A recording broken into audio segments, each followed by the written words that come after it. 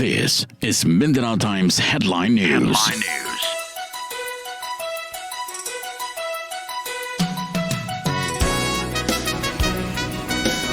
Today is Thursday, and these are the headlines. The COVID-19 task force is bracing for a possible surge in COVID-19 cases as a result of the Kadayawan Festival. Dr. Michelle Schlosser, task force spokesperson, urged those who attended activities during the festival to have themselves tested in case they exhibit symptoms, as she called those who have not gotten vaccinated to get shots.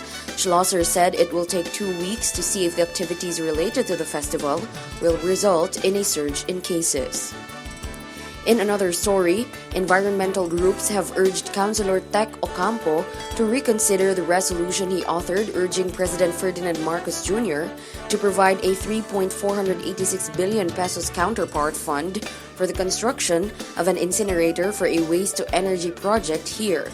In an open letter addressed to Ocampo, Milay Santos, director of Ecoteneo at Ateneo de Davao University, said that the facility that runs on incineration would run counter to the goals of Republic Act 9003, also known as the Ecological Solid Waste Management Act of 2000.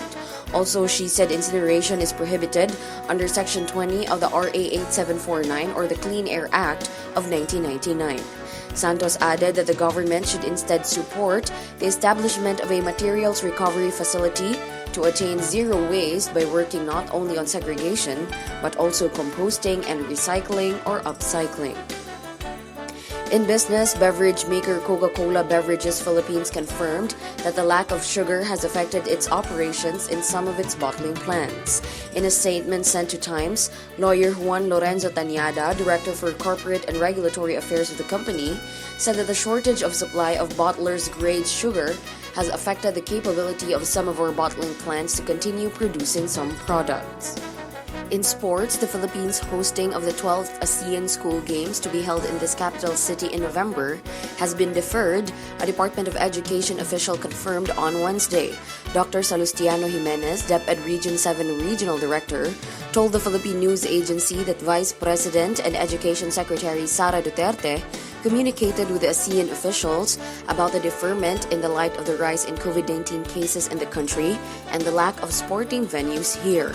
Also, public schools or classrooms are usually utilized as venues and accommodation for athletes and delegations during athletic events, he noted. Dinsing also noted that the COVID-19 pandemic has impacted the country's ability to host ASEAN School Games. All activities in relation to the ASG were ordered suspended, the memo stated.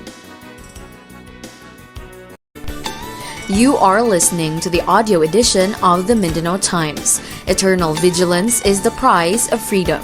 For more stories, log on to www.mindanaotimes.com.ph, or you may follow us on Facebook and subscribe to our YouTube channel at Mindanao Times. This is Deborah Uson for the headlines.